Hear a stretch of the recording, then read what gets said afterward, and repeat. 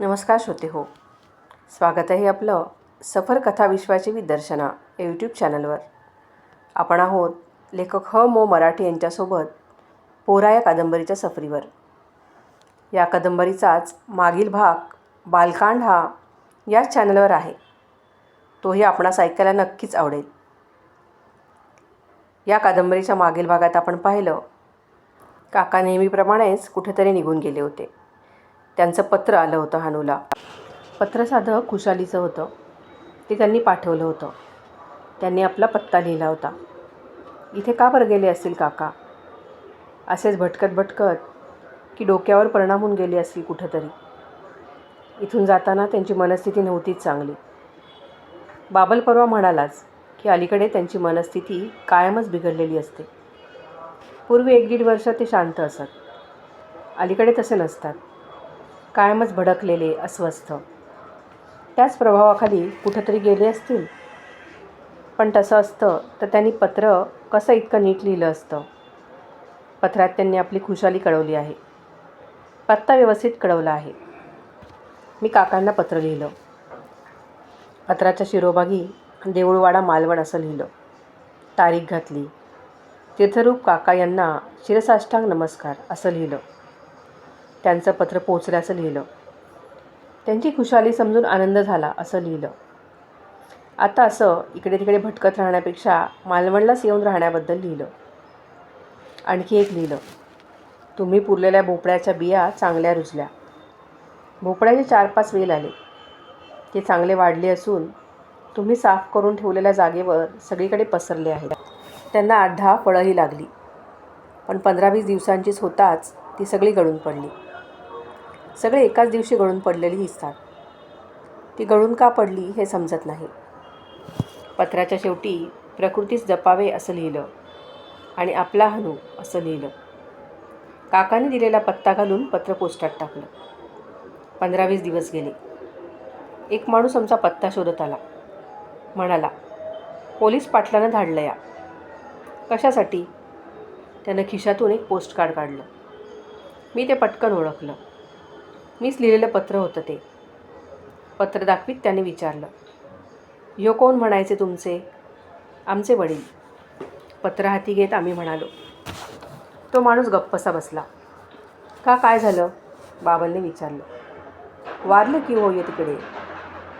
म्हणून गावच्या पोलीस पाटलानं मला धाडून दिलं. शोधत आलो. तुम्हाला बोलावून आणायला सांगितलं मला पाटलांनी. दुसऱ्या दिवशीची पहाटेची कोल्हापूरला जाणारी एसटी आम्ही पकडली.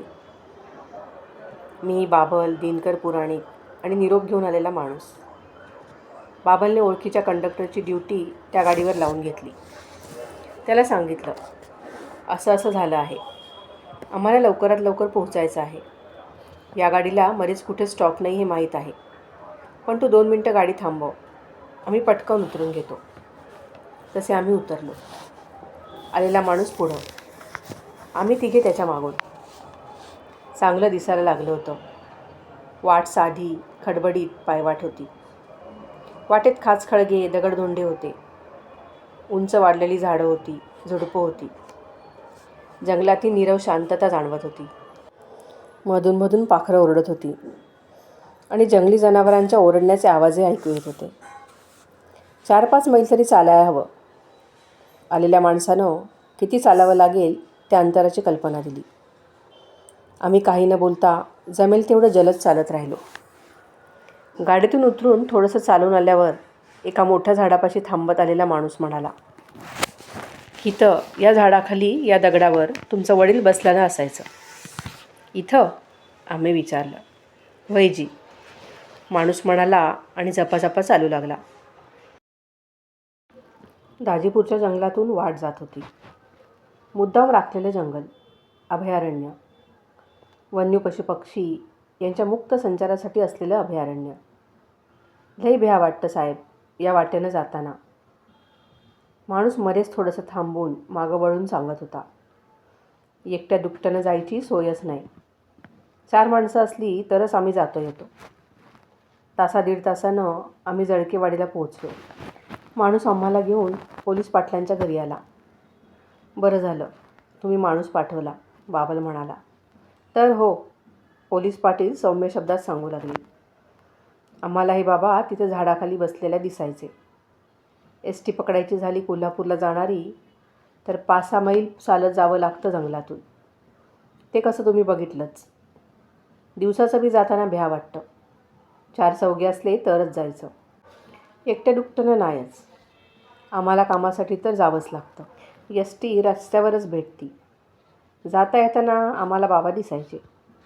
देवांचे फोटो ठेवलेले एका दगडाला टेकवून, त्यांची पूजा केलेली फुलं बिलं घालून. सारखं तोंडानं देवाचं कायमच म्हणत राहत. थतच दगड मांडून चूल केलेली. एक बारीकशी पातेली होती. तिथंच काहीतरी शिजवून खात. सकाळी जाताना बघितलं तसंच. सांच्याला घरी येताना बघितलं तरी तसंच. 8-10 दिवस आम्ही बघत होतो. कोण, कंचा, कुठून आला, कुठं जाणार, कायच पत्ता लागना. आम्हालाच काळजी वाटली. म्हटलं, साधूबाबाला वाघाबिगानं खाऊन टाकलं तर, म्हणून त्याला आम्ही इथं आणलं. आकेरकरांकडे राहतो म्हणाला. आम्ही म्हणलं, तुमच्या मनाला येईल तिथं राहावा. 10-15 दिवस गेले आणि असं झालं. आता काय करावं? बेवारस म्हणून प्रेताची इलेवाट लावायची असा विचार करीत होतो. तर आकेरकर म्हणले, 10-8 दिवसामागं कोणाचं तरी पत्र बाबाला आलं होतं. ते सापडलं. म्हणताना माणसाला पिटा आलंच तुमच्याकडे. पाटलांनी सर्व सांगितलं आणि ते उठले. म्हणाले, चला, आकेरकरांचं जवळच आहे घर. आम्ही पोलीस पाटलांच्या मागून चालू लागलो. 30-40 बैठ्या घरांची छोटीशी वस्ती. ते दिसतं या, तेच आकेरकरांचं घर. पाटील बोट दाखवीत म्हणाले, पुढं गोठा आहे, मागं घर.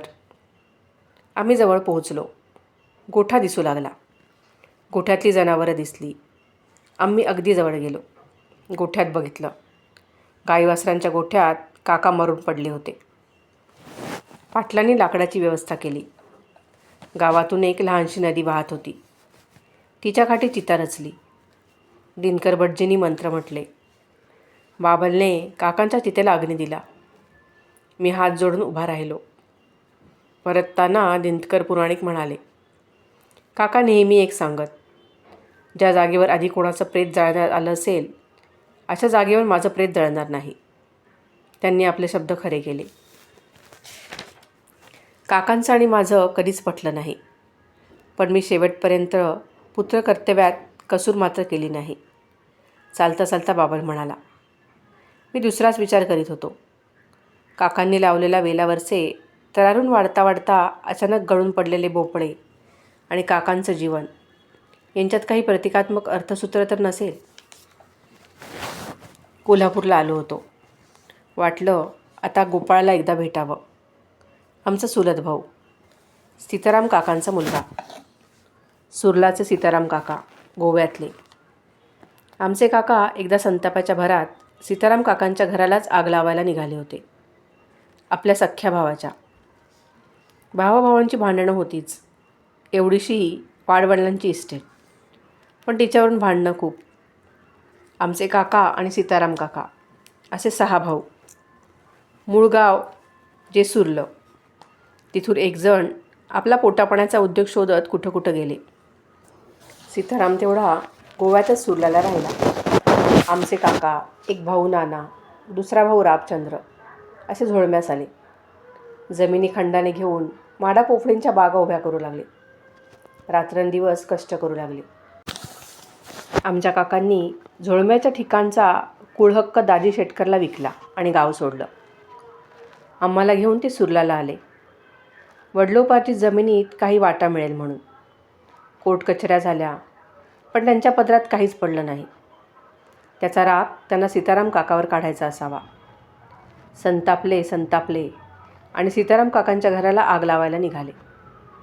बरोबर आम्ही दोघे, मी आणि बाबल. काकांचा अवतार बघून आम्ही घाबरून गेलो. सीताराम काका घाबरले. गोपाळची बायको जावावेळीने घाबरली. त्याची मुलगीही घाबरली. काय होणार पुढं?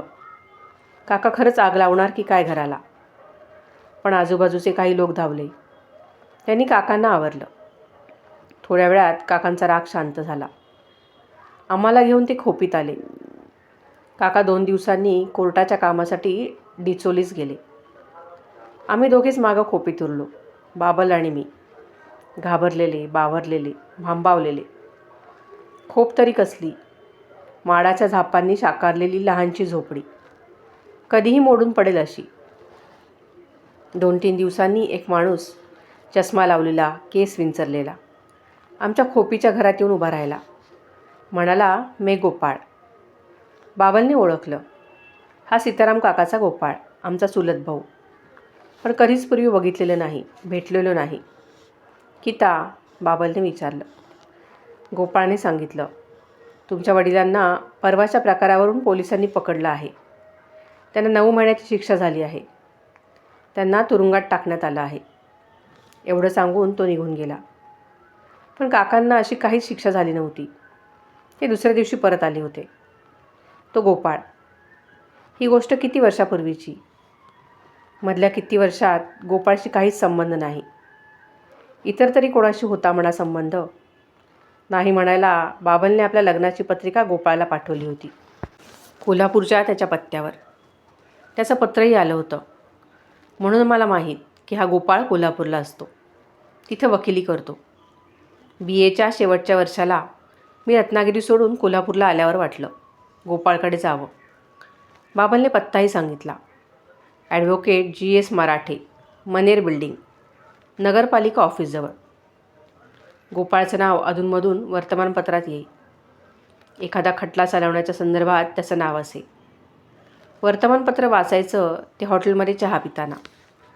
तिथे छापलेल्या एखाद्या बातमीत त्याचं नाव असे. तसं नाव वाचलं की त्याचं कौतुक वाटे त्याला जाऊन भेटावं. प्रसिद्ध वकील झाला आहे तो.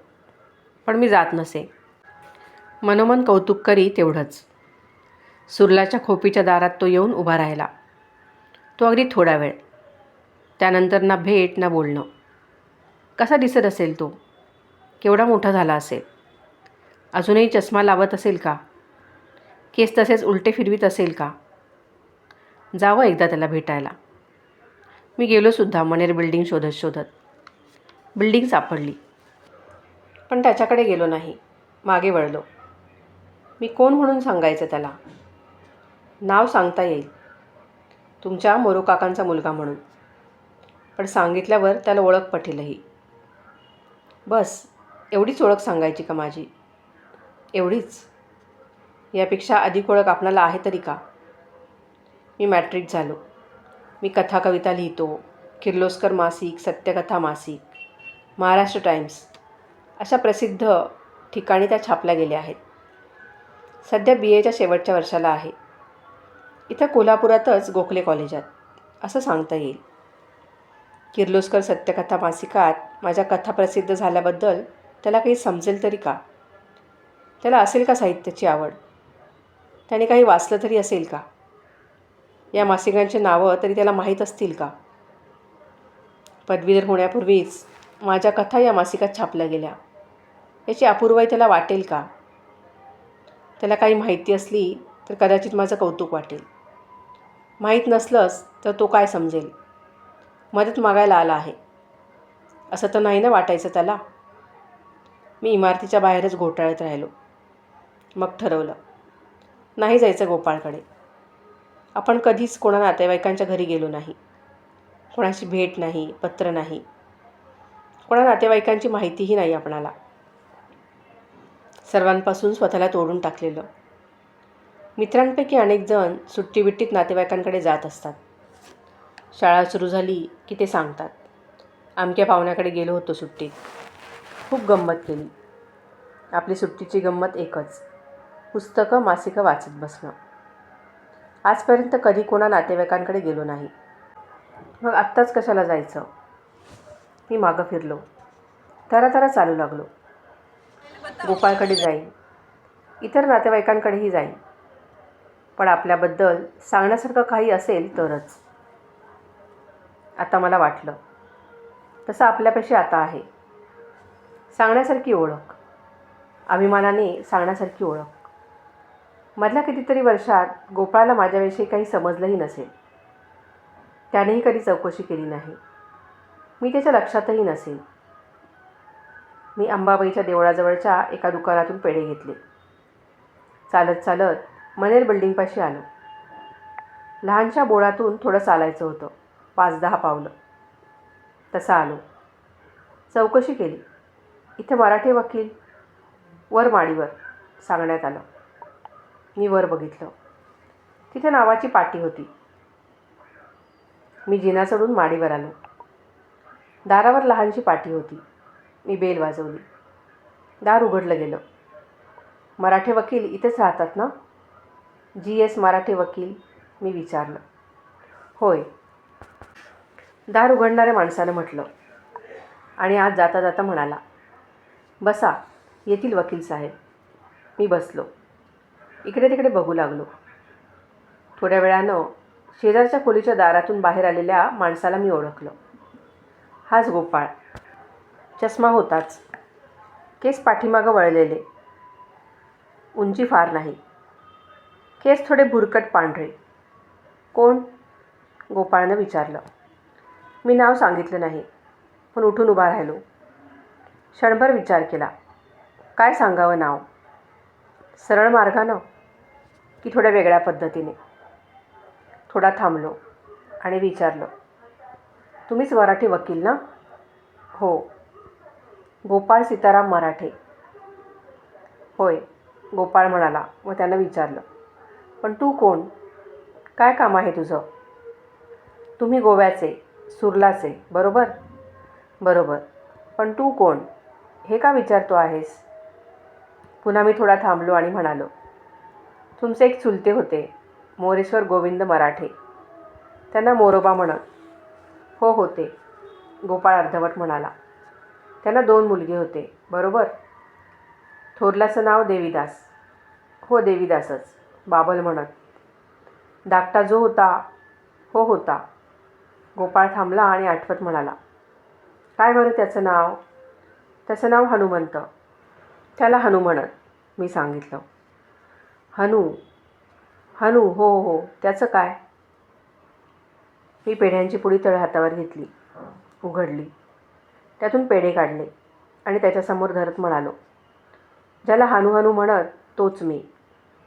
मोरोबांचा धाकटा मुलगा. BA विथ ऑनर्सची परीक्षा फर्स्ट क्लासमध्ये पास झालो. त्याचे पेढे घेऊन आलो आहे. श्रोते हो, इतक्या दिवस आपण आवडीने ऐकत आणि वाचत असलेली ही कादंबरी आज इथेच निरोप घेत आहे. छोटासा, गरिबी म्हणण्यापेक्षा दरिद्रीत वाढलेला हनू आज मोठा होऊन BA ऑनर्स झाला. पण हा प्रवास इतका सोपा नव्हता. आणि तो कसा होता हेच या पोहरा कादंबरीमध्ये आपण पाहिलं. आशा आहे तुम्हाला दोन्ही कादंबऱ्या खूप ऐकायला आवडल्या असतील. तर नक्कीच कमेंट करून मला सांगा. आता भेटूयात पुन्हा एक नवीन कादंबरी घेऊन. तोपर्यंत धन्यवाद.